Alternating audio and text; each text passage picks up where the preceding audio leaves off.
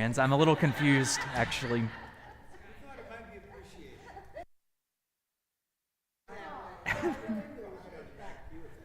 That's right. Usually they're kind of, yeah, this is good. That's right. That's right. Thank you, Karen. I forgot to. Yeah, thank you. Yeah, we need to make sure that we do a better job of that. You're moved a little bit closer. Thank you. I'm pretty loud. I'm from New York, so I'm pretty loud person. Thank goodness. Oh, I still hear it. I still hear it. I'm from the South, so I gotcha. Fair enough. Fair enough. Well, maybe since we're a small enough group, just to introduce ourselves real quick.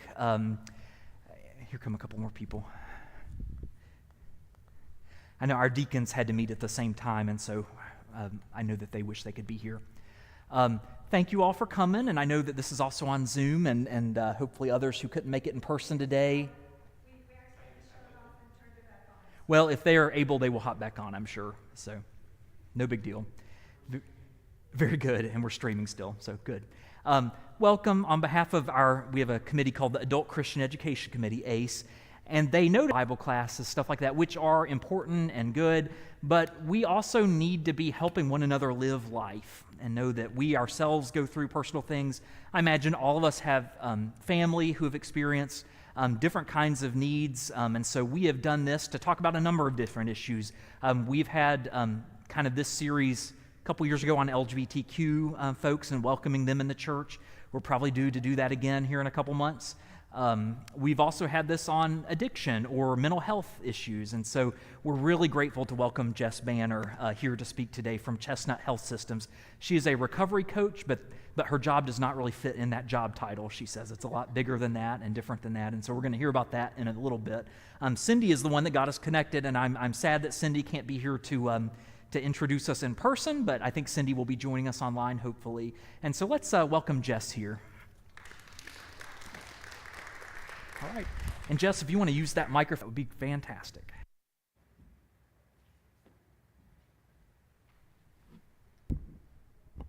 Okay. Is it loud enough? Woohoo!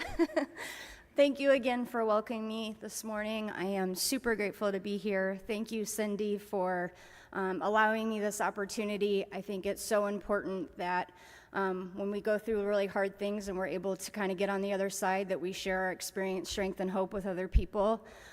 Sometimes our minds think like, oh, how could someone get in this situation? Or how come they just don't want to get help? Or how come they just don't want to do this? So I'm really grateful today that I get to be an advocate and I get to show up and I hopefully get to use my story as a vessel in this world that I feel like God has now given me. So I've been sober since June 13th of 2020, so I just celebrated 5 years in recovery this summer. Thank you. I can remember not even being able to get an hour. My life pretty much started off pretty chaotic and hectic. By the time I was 3, I was in my second kidnapping from my biological father. The second kidnapping was extremely life-changing. It's something I still remember to this day. I can remember him ripping my mom out of the car and slamming her head through the concrete, and this person taking me in the middle of the night. And I can still remember like the smell of the car, the interior, the outside of the car. And again, I was only 3 when it happened. It was an extremely traumatizing experience. I was gone for 9 months. I didn't learn that till I was an adult. The FBI found me in a mountain in Syracuse, New York, with no running water, no electricity, literally living off-grid in the middle of nowhere. By the time I had went to court and they had given me back to my mother, she had already remarried through that experience. And she married someone who I would just describe as really the devil itself. Mom did not when she had met him, and so I think she took the opportunity that she thought was going to be best for me and her at that time in her life. But for me, it ended up, I think, just really changing the course and maybe how I got to where I had gotten. From him, I experienced a lot of sexual trauma, a lot of financial trauma, a lot of physical trauma.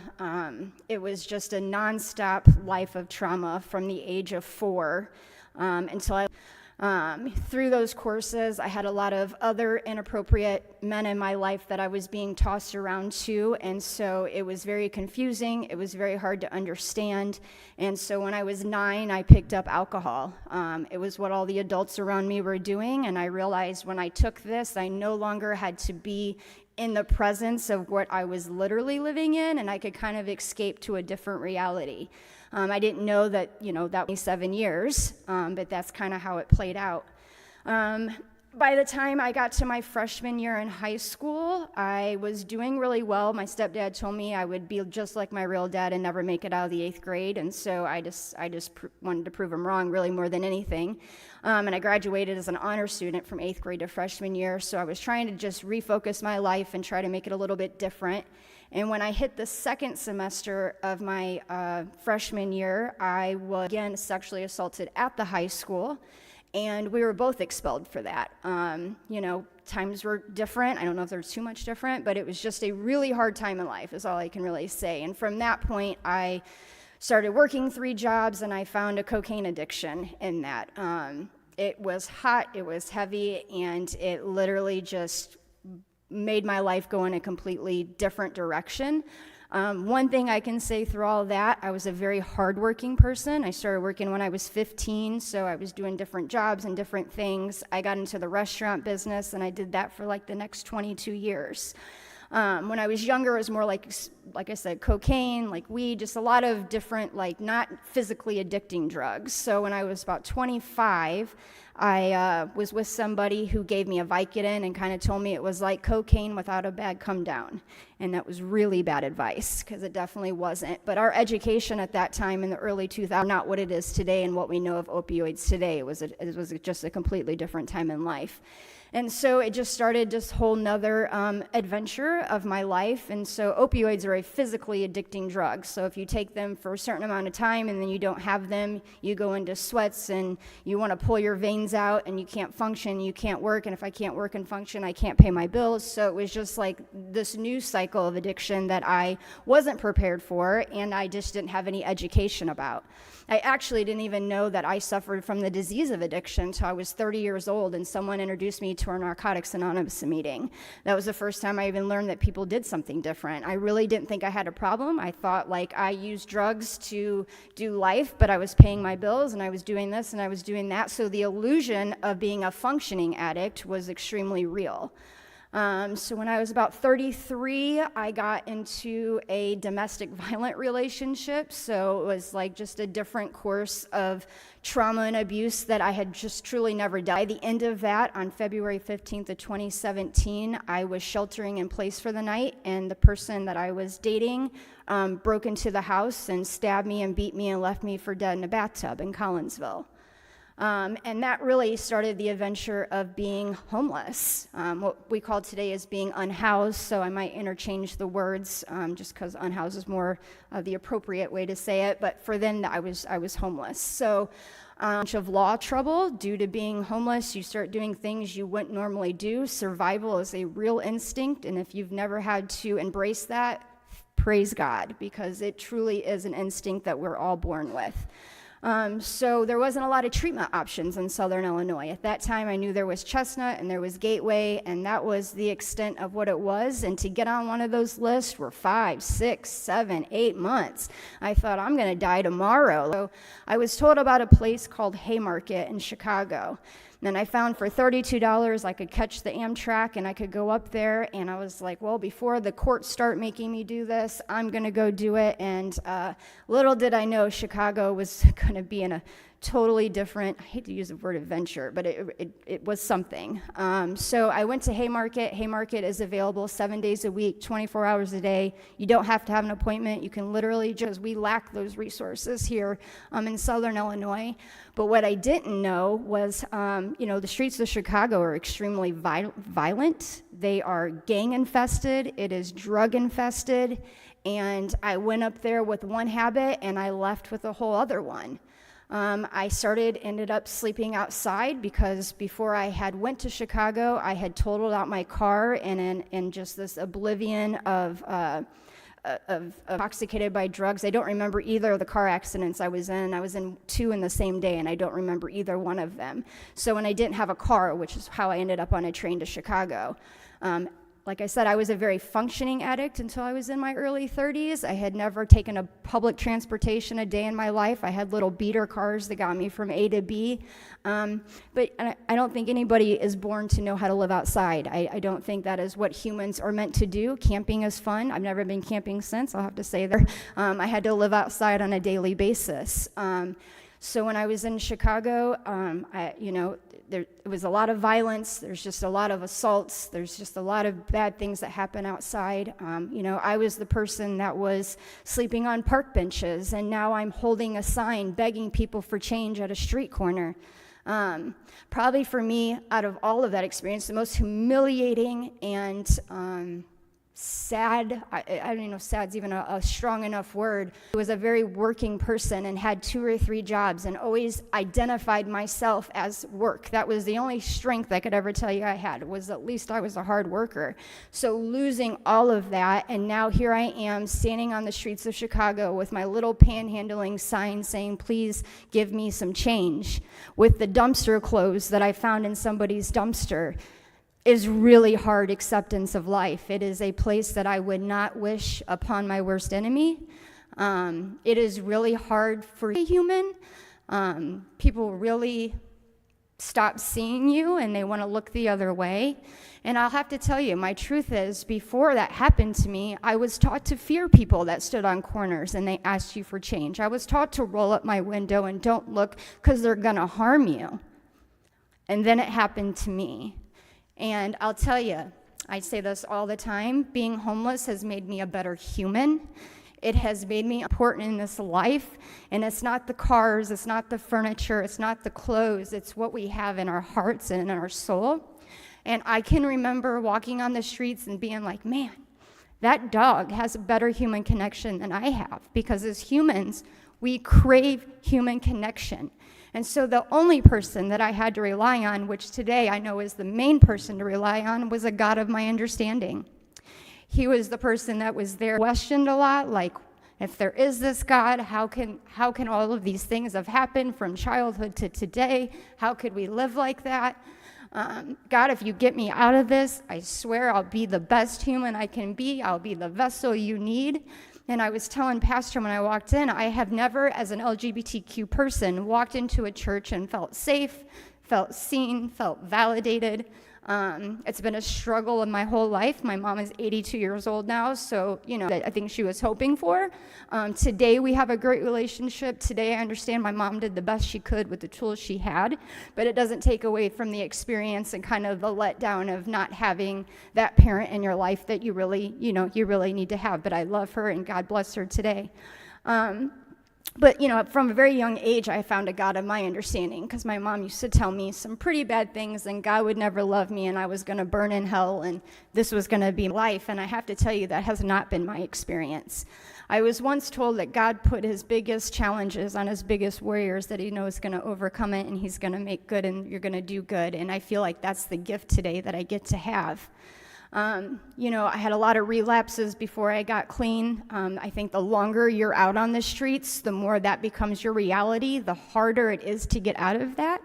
I think when you don't have love and support and you don't have one person that just is like, man, I want to get out of that, it's a very broken space. And if you've ever experienced loss or hurt and how hard it is to come out of that, imagine being outside and having absolutely nothing or no one. And I was in my 30s and I wasn't prepared. Again, I don't think humans are prepared to live that life. But I think today when I go out and I talk about things, I hear a lot of people like, well, they're just lazy, or if they could just get a job, or if they could just do this. It is not black and white, and it is not simple. I feel like, and sometimes if you don't know how to help someone, just tell them you love them and you see them. And hey, it doesn't cost us anything to do these very simple things of just reminding someone that they are important and they're somebody's child. And most important, they're God's child. So I once had somebody walk by a table of Narcan, and he was like, well, I'm not taking that. They just need to find God. And I said, well, if somebody didn't use that on me, I wouldn't have found the God of my understanding today. And he took that box of Narcan. I think it's just sometimes changing our perspective and our view and how we do things is good. And now it's going to be all rainbows and butterflies, because it's not, I spent 8 months in a treatment setting in California. When I was homeless, I didn't know that I was reported as a missing person. So I had a friend that I hadn't seen in years get on a plane, and she came and found me on the streets of Chicago. And, God is just so good in so many ways. I'll share this one last story about that, and I want to move on to kind of how hard it is today. But it was August 8th of 2019. I had no idea anybody cared about me, or there was a missing person flyer going around about me. And I can remember being underneath the viaducts, and all of a sudden, and never in the 5 years that I was outside in Chicago, never had somebody, just a church van, just literally pulled up underneath the viaducts and was like, hey, does anybody need an ID? We got clothes, we got clean needles, we got this, we got that. I'm like, oh my God, this is great. Like, I'm finally going to have a blanket, because I was not a homeless person that had carts and wagons and belongings. In Chicago, they put a gun to your head and take it. So I literally had the clothes on my back that I could change out in whatever dumpster I could find somebody else's clothes in. So I literally had no blankets. I slept in the bushes the last 3 months I lived in Chicago. At the conservatory, they have a free planetarium for kids there, and I slept in their bushes that last summer because I could see out and people couldn't see in. So I had literally nothing to my name. And so I'm like, oh my God, all this thing is happening. Like, yeah, I'll take a blanket, I'm gonna take this. Literally pulled up out of nowhere. Like, this is crazy. And little did I know, my best friend had just landed from LA, and she was there to look for me.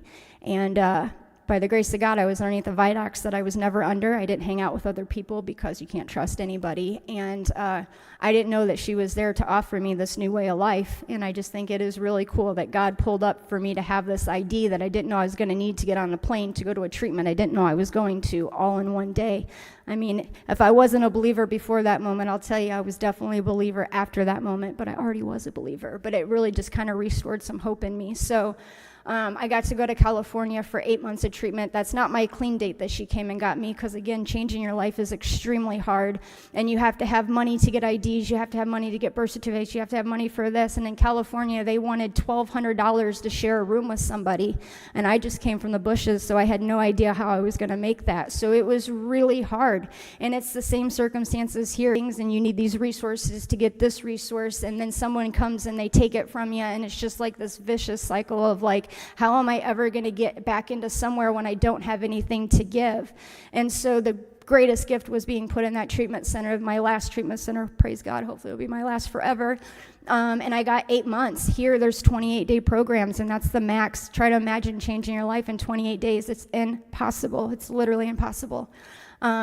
So after 8 months, I ended matter, but the purpose ended up being bigger than the reason was anyway. And I happened to have some landlords from my prior experience of living here that really cared about me as a human, and they rented the house that I'm still renting today. I'll be there 5 years in June. I haven't been anywhere longer than maybe a couple of weeks in a really long time. So I realized when I walked into that house and I only had my little bitty suitcase from from the donation clothes that I was given from my treatment center, and I laid on this floor in this home that, God, I feel just as broken laying on this floor today as I did when I was in those bushes 8 months ago. I guess I have a lot of work to do in here. And I think my journey really took off of like, how am I going to change who I ever thought I could be into someone who I hoped I could always be? And it's been a really hard journey.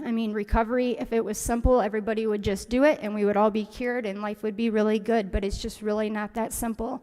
The first couple of years, I thank God that I had a trade to go to, which was the restaurant business. So for the first couple of years, I did restaurant stuff, but then it started feeling really bad to overserve people that I knew probably had a problem. And it was starting to intertwine with my inner self of like, oh, this doesn't feel good. Maybe I could do something else. And so I'd actually applied for Chestnut about a year before I even got the job. The lady that I had interviewed with thought maybe I needed some more computer skills, since I hadn't had a computer since Windows 95. So I was a little outdated, which was okay. That I go through a program called AmeriCorps. It's like the Recovery Corps of the Peace Corps kind of a thing. And so I took the suggestion. It wasn't a lot of money and I already didn't have a lot, but I knew that I had a dream and I was willing to do whatever I had to do to get there. And so I did a 9-month internship through there. I reapplied with Chestnut, and now as of the 5th of September, I've been there 2 years. So, you can't give up on what you believe in and what your dreams are. And I think for people like me who have mental health struggles, who maybe doesn't have a lot of family and support, you got to make kind of a life for yourself and figure out, like, what does that lane look like? And now I feel like God didn't give me that first opportunity when I first applied, because this project is really made for someone like me. So I call it boots on the ground throughout Madison County, and I get to ride in the car all day, and I get to partner with people like libraries, food pantries, shelter programs. I literally do street outreach. And probably my most biggest accomplishment that I've had in this is I'm also now partnered with the Collinsville Police Department. I am a felon. I got felonies through my drug addiction, and not through just the drug addiction, from starting to be homeless and starting to do things that I wouldn't have done if I wasn't in that survival mode. And I've actually been arrested by the Collinsville Police Department. So the fact that they were like, I think you should partner with police departments. And I was like, me? I don't know. I mean, okay. Anything I guess is possible. I tell you, it's been the greatest and most powerful experience I've had this far. The Collinsville Police Department has welcomed me with open arms. They gave me one of their welcome coins that they give their new officers. I go out on a weekly basis with Collinsville, and we do street outreach together, and we go out into encampments, and we follow up on 911 calls of people who maybe are starting to call a little bit more than they did, and we're being proactive. But for me, it's just like it helped me know that I am not defined by this time and this space in my life, and that I really can achieve, and I can do anything that I put my mind to. And I'll be forever grateful for that. Like I said, I just celebrated 5 years. The first 3 years were extremely hard. The last 2 have been a little better, and by that I just mean I'm finally stable. Like, I'm finally, like, not necessarily living paycheck to paycheck. Like, I have a little oh crap money. Like, I've never had 2 pennies to rub together, let alone a little oh crap money. So I live a very simple life, and I live a life today that I feel like God has given me, and to be this vessel to go out and to be able to take opportunities like this and maybe change somebody's perspective, or maybe someone who's struggling. I think we all know someone who's struggling in some form or some fashion, and that's why I always say I'm in recovery, because recovery is linear. It is so many more things than just my drug use, because what I realized was it was all the trauma, it was all the crap I had been through from a very young age, with no coping skills, no conversations, no understanding. So I have a little bit of empathy to understand how I got to where I got, and now to where I'm going. So for weeks I've had really bad mental health struggles. Depression is a very real thing. I think it's something that sometimes I feel like in NA or any whatever kind of support group you go to, I feel like sometimes the longer you have clean, the less time people talk about the struggles, and I am not one that's going to do that, because it's hard. Life is hard. I think we can all relate. Bills are hard. You got to do this. You got to do that. There's so much responsibility on top of trying to take care of ourselves, because what I've learned is if I'm not well, I can't go out here and do this stuff for people, and if I have to take a day, I just have to take a day, and I've learned it's okay not to be okay. So I'm just super grateful that I get platforms like this and a very welcoming church to a community that I have never been welcomed in. If you need any resources, any help, I'm more than happy to provide my number to help with any resources. I already gave to your basket. I heard it's going to such a beautiful cause, and there's just so many people that need it, and there's more homeless people today than ever before, and there's such a lack of resources in Southern Illinois. So I hope together we can all just start, voting in on the plans to get shelter access, and let every human have the right to get better. And if you don't understand, that's okay. You can pray anyway, and just tell someone they're human and they matter. Thanks for letting me share.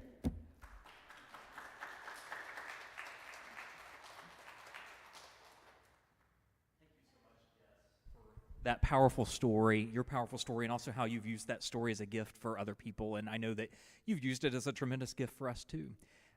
Would it be a couple questions be okay? Would that be? Yeah, and you could just use this microphone. You don't have to keep running back and forth. Or maybe I'll do that. Does somebody have a question? Karen does. Maybe introduce yourself, Karen. I'm Karen, and I'm with Operation Blessing, which is a food pantry in Wood River. And what can you tell me would be something that I can say to somebody? We have a lot of unhoused people.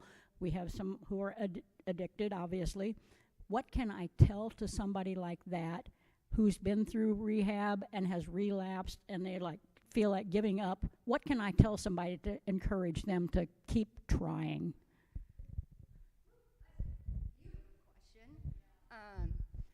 I feel like that is definitely a beautiful question. Again, like I shared, I had so many relapses, and every time I'd be like, I'm going to treatment, someone would be like, and you just said that this time and that time, and it just and the stigma comes back, and the guilt and the shame. What I say, if you have a lapse, so don't embrace the lapse, embrace the fact that you just don't have enough tools yet. It takes a long time to get tools in our tool belt to be able to do something different. And of course, we're addicts. We suffer with this disease of addiction. I truly believe it's a disease to the core of disease. And then you just got to keep fighting. Just keep lifting them up. Remind them that they matter, and they can do it, literally. And you're going to be here until that time, through that time, after that time, but you're not going to give up on them. If I just would have had somebody when I lived outside in Chicago that came and saw me like I get to do, or get to go to food pantries, and someone say, I'm so here. Hey, man, I just got to tell you, I used this weekend. Okay, I get that. Like, you just don't have enough tools yet.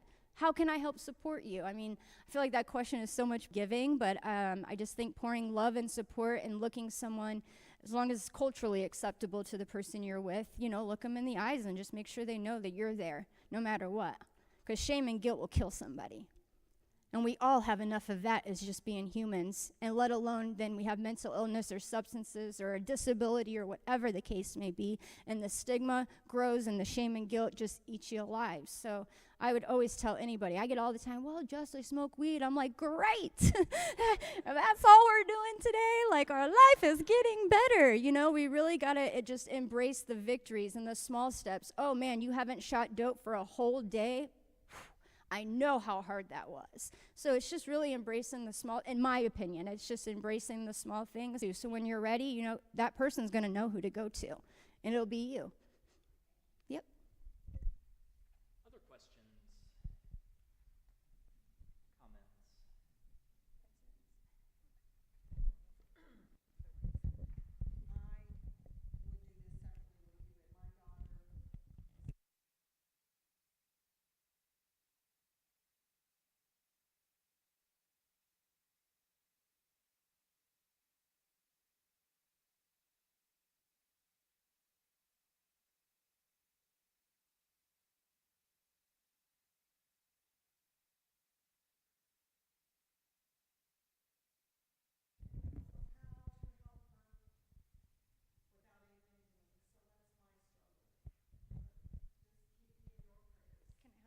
Can I hug you?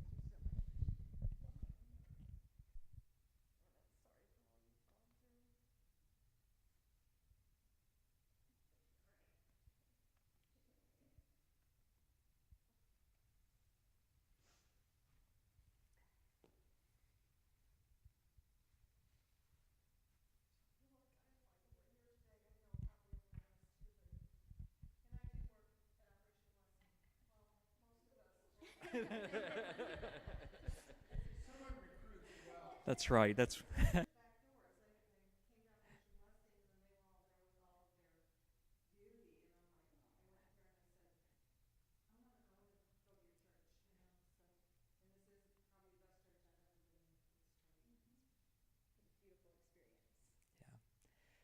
Yeah, you mentioned a little bit how I think stigma and shame is just everywhere. And churches are the worst, honestly. Churches are the worst places for stigma and shame. We're awful. I think we have tried to create over time a better culture of that. And honestly, Cindy, wherever you are, Cindy, you've been really helpful in this to learn how to do like person first language. This idea that, okay, it's not the homeless. It's like, no, this is a homeless person or a person who is homeless, or when we talk about mental illness or addictions. And I just wonder, are there other ways that we as church folks who do well but mess up a lot can do better, I don't know, in order to embrace folks and to not add to that stigma and to that shame? Yeah, absolutely. That's another really great question. It's kind of hard to answer, but kind of just going back to what I said a little bit, I think just making sure that you look at a human and make sure they know that they're still human and that they're important and that they matter, regardless of what they're experiencing or how down they feel they are. And sometimes what I learned from the 2 years of doing community outreach, and I get a lot of people that come up to me, they just don't know how. They don't want to do this. Like, oh, should I give them money? Or, oh, my sister once said, well, I'm not giving more money. I watched this guy go get into his brand new car after I gave him some money. And I said, well, if you're giving for that purpose of where it's going to go, you're giving for the wrong reasons. You're either going to give because your heart wants to give and that's what you want to do and you have no expectation of where that money is going to go, or you just don't give, but you can still be kind to somebody and show them love and support in whatever way that looks like for you. Thank you. Yeah, to honor the humanity. Yes. Other questions?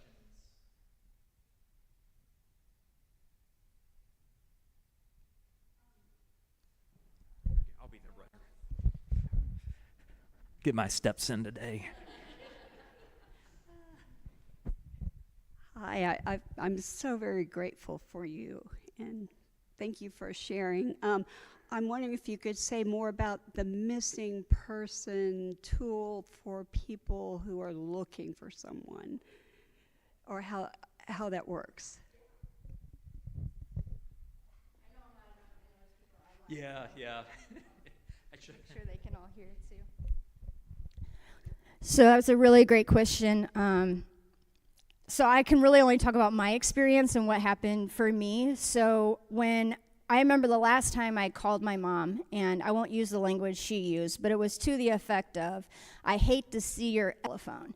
And so I sold it that night to the dope man. And I was like, well, I'm going to do what's better for her, because my mom, like I said, now is 82, so she's always been older. And I was just like, this is killing her, and I don't want her to keep having this experience. But what I didn't know was the greatest gift of all was going to come out of that, and it gave me the chance to get better. But she went to the Swansea Police Department and reported me as a missing person because I hadn't talked to her in a couple of months. Unfortunately, in the culture of substance misuse and mental health, there's so much stigma within the policing community, and so you're just kind of not as important as somebody who might look a little better than you, come from a little bit better of a background than you. So I think that is a challenge within another big challenge within our own system, is just how do we make sure that all lives matter, regardless of your background, circumstances, what race you are, all of the things. So it wasn't like they were jumping on the bandwagon to come and find me. But my mom was old. She doesn't know how to use Facebook, so she called somebody that I used to see 20 years ago in New York, because that was the number she had, and was like, hey, can you put this on Facebook? I'm trying to find her. And so doing that, it kind of went around. I think you always should share that if you have any social media platform, whether you know the person or not. Sharing it takes less than 30 seconds, because you never know who in your friend group might know somebody. And because of that, like I said, a friend that I hadn't seen in years was the last person I was expecting to see show up that day. And I'm so grateful for that. But had my mom had not reported me missing, had it not have been shared, because that's not what happened, but it was shared by a lot of people, and so you just never know how that's going to be. And continue to show up to police departments, continue to advocate for this change in our very broken system all the way around, because all of our lives do matter. And if there's anything that they're asking you to do, can you show up and rally? Can you do this? Just those are really simple things that we can all do that doesn't even cost us money. We already have the platforms to do it. So if there's somebody that you're missing and that you love, I say scream it from the rooftops, because where I be today with that one little action that she had. So that would be my suggestion.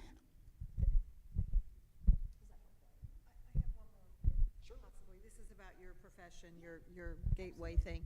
So how does one, besides being referred from other resources, how does one get their name in the pot or get help?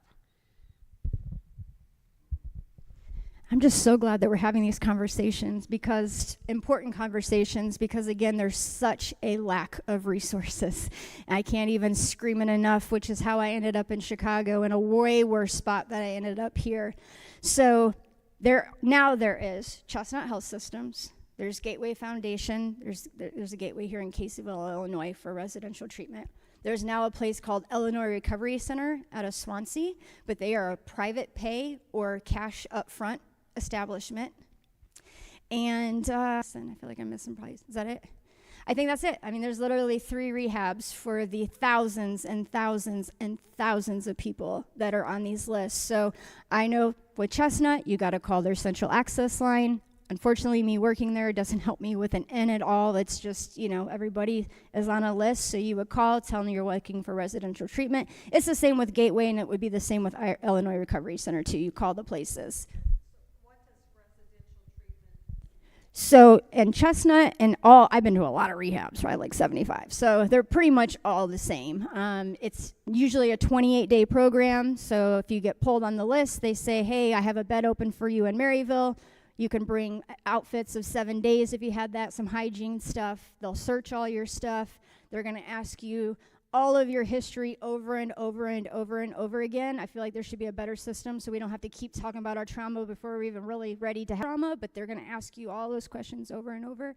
And then really, probably for me, depending on how severe either your mental health or substance misuse is, it probably takes a month just to have the fog kind of go. So 28 days is really nothing. So you're going to go maybe to some groups. They might bring like Narcotics Anonymous in or Alcoholics Anonymous or any of the A's into a meeting setting. You can get 1 10-minute phone call a day depending on the residential treatment. The one I went to was the most beneficial thing you can do because you don't really need to talk to anyone from the outside, and it just makes you want to leave usually right away because then you're like, oh, I'm missing something. But here, we'll stick with here. That's usually the fact.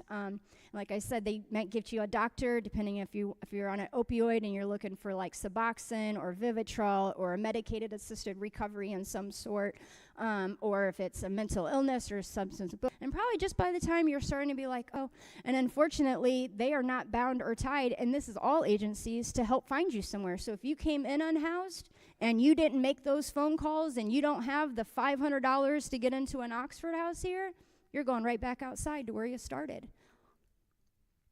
So it's extremely frustrating. It is extremely hard to watch, especially when you know someone who's trying so hard to change their life and they're just looking for just this little bit of get in. So for those of you who don't know what an Oxford house is, it's a sober living. So it's a house of either men, all women, women and children, or men and children. So there's different varieties. They're all over the country. We have a lot of them here in Southern Illinois. But again, you have to have the $200 deposit to get in, and then you have to pay the $200 a week. I think it's $150 now a week. But where do people get that if you're starting from nothing? I mean, thank God for helping people go from either hospital settings or treatment settings. They're going to pay a month's worth of rent for you in an Oxford house and get your deposit. But that doesn't give you a lot of time to find a job and to do this and sustain it. And then all that pressure when you're literally just trying to learn how not to use anymore is just a lot. And I don't know systematically how we can make it better. I know that I'm involved with some really amazing people that are trying to find these solutions, but it's extremely frustrating and just not enough time to change your life, really. Great question, though. And anytime there is a city hall meeting, any kind of conversations, because unfortunately that is where the change is actually going to have to come from, is by our votes and us being the right to be an American citizen and show up to these places. And they're having these conversations about building a shelter, and the whole community is like, not in my town. You build it, they're all going to come. They're going to come on busloads. It's just fear and stigma, and it's just, truth is, they're already here. They're already in your backyard. Your neighbors inside their homes are doing that already. You just can't see them. So to me, the solution is getting involved in your county, getting involved in your city councils of when these conversations happen, where, yes, we want we want the shelter to be rebuilt. We would love to have that happen. Is it an overall big solution? No, but it would be a lot more helpful when we only have 2 shelters and all of my children, they only have like 9 spots. And then you have the Salvation Army who's in a hotel because they can't get the city to buy back in on rebuilding a shelter. So this is not a political view. This is just my truth and what I see and what my experiences are. So I'm not dogging anybody. You're just asking how maybe can we be a part of the solution. And that to me is showing up in these really important conversations to have these resources that we need.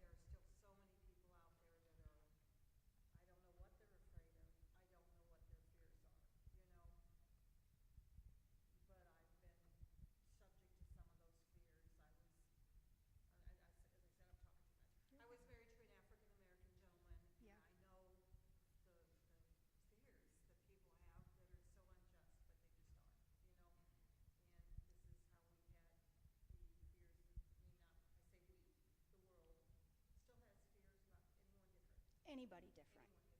Anybody different. And I think people fear what they don't understand, and you have to have understanding to understand how not to fear. And if people aren't open-minded enough to want to have the understanding, they're just going to watch a lot of news, and they're going to watch a lot of hate and a lot of things, and they're going to tell you all these lies that when anybody who does this work, I've been doing it for 2 years, I have yet to have a violent person when I'm out in an encampment try to hurt me. Are there harmful people? Yeah, but they're not just unhoused people. There are bad people all over, living inside homes every day. So I just think having these conversations, I would, if you know somebody maybe that's like that, encourage them to go get involved. Hey, why don't you come to the shelter with me? We're going to be handing out food for the next hour and a half. Maybe come and have a conversation with someone, or bring them out with you. I mean, that's what I'll do. Throw you in the car and let's go meet some people, you know? But it's just that is something way bigger than all of us, and I just try to do my part every day and show up to try to be the change I want to see in this world. And sometimes that rubs off on other people, and sometimes it doesn't. But I think everybody in this room is here because they want to have a better understanding of some sort, or you're just really bored on a Sunday afternoon. I don't know which one is actually true, but no, I'm just joking. So this is how the change starts in my heart.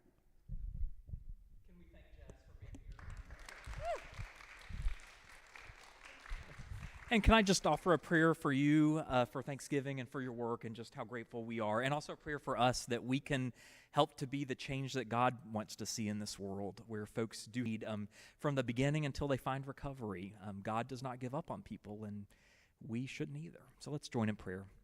Gracious God, we give you thanks for Jess's story, a really hard story.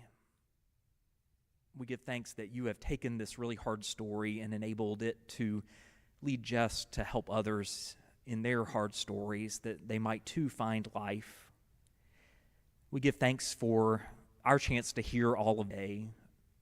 I know that all of us in our families, among our loved ones, we all know someone's, or we ourselves are struggling with many of these things. Help us to see one another's humanity, to love one another through hard stuff, to not let setbacks and frustrations get the final say of our relationships. Instead, give us hope, give us grace, and give us healing. Amen.